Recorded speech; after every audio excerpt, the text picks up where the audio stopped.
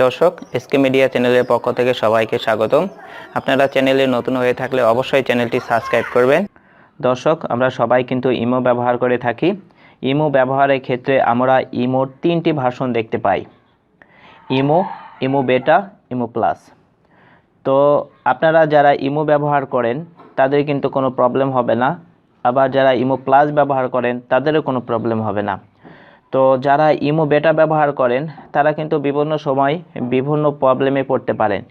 যেমন অনায়াসে আপনার ইমোটি যে কেউ লগ ইন করতে পারবে। তো আপনার ইমো যদি অন্য কেউ লগ ইন করে থাকে তাহলে অবশ্যই তার কাছে আপনার আসা কলগুলো চলে যাবে, বা আপনার ইমোতে যারা কল করে তারা কিন্তু তার সাথেও কন্ট্যাক্ট করতে পারবে। তো সেক্ষেত্রে আমি বলবো, আপনারা যারা ইমো বেটা ব্যবহার করেন অবশ্যই এই ভিডিওটি মনোযোগ সহকারে দেখবেন এবং ভিডিওটি কেটে কেটে দেখবেন না। আমি ভিডিওটিতে এমন কিছু শেয়ার করব যেটার মাধ্যমে আপনারা ইমোর এই ধরনের সমস্যা থেকে মুক্তি পাবেন।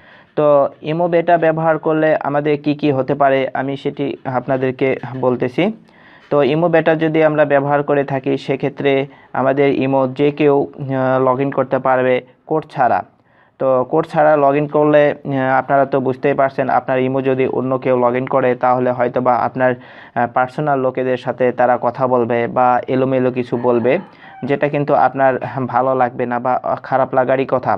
কারণ আপনার পার্সোনাল লোকের সঙ্গে যদি কিছু বলে বা কিছু উল্টোপাল্টো কথা বলে বা কিছু বাজে কথা বলে, সেক্ষেত্রে কিন্তু আপনার পার্সোনাল লোকেরা বা আপনি যার সাথে কন্ট্যাক্ট করেন তারা কিন্তু আপনাকে অ্যাভয়েড করবে বা আপনাকে খারাপ ভাববে।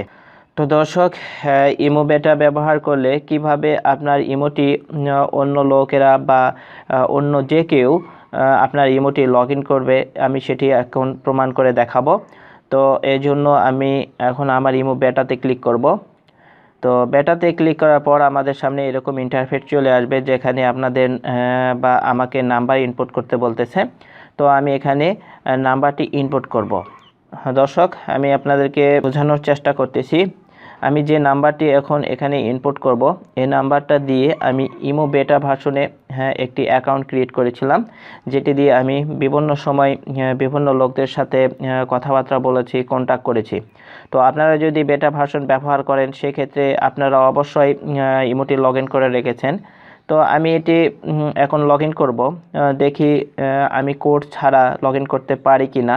তো আমি যদি এখানে কোড ছাড়া লগ ইন করতে পারি সেক্ষেত্রে বলবো, আপনারাও যদি আমার এই নাম্বারটা লগ ইন করতে চান সেক্ষেত্রে কিন্তু এখানে নাম্বারটা ইনপুট করে ওকে করে দিলেই লগ ইন হয়ে যাবে। তো দর্শক, আসলে বেটা ভার্সনে এটাই প্রবলেম, যে প্রবলেমের কারণে আমি আপনাদেরকে বলতেছি যে যে কোনো সময় আপনাদের ইমো যে কেউ লগ ইন করতে পারবে। তো বেশি কথা বলে লাভ নেই, আমরা সরাসরি প্রুফে চলে যাই। তো দর্শক, এখানে আমি এখন আমার নাম্বারটি ইনপুট করব। তো দর্শক, আমার নাম্বারটি ইনপুট করা হয়ে গেছে, আমি এখন ওকেতে ক্লিক করব। তো ওকেতে ক্লিক করার সঙ্গে সঙ্গেই কিন্তু আমার ইমোটি লগ ইন হয়ে গেছে, তো উইদাউট কোড। তো সেক্ষেত্রে আপনারাও যদি বেটা ভার্সন ব্যবহার করে থাকেন বা কোনো ইমো বেটা ভার্সনে লগ ইন করে থাকেন, সেই নাম্বারটি যদি কেউ লগ ইন করতে চায় অনায়াসে কিন্তু লগ ইন করতে পারবেন।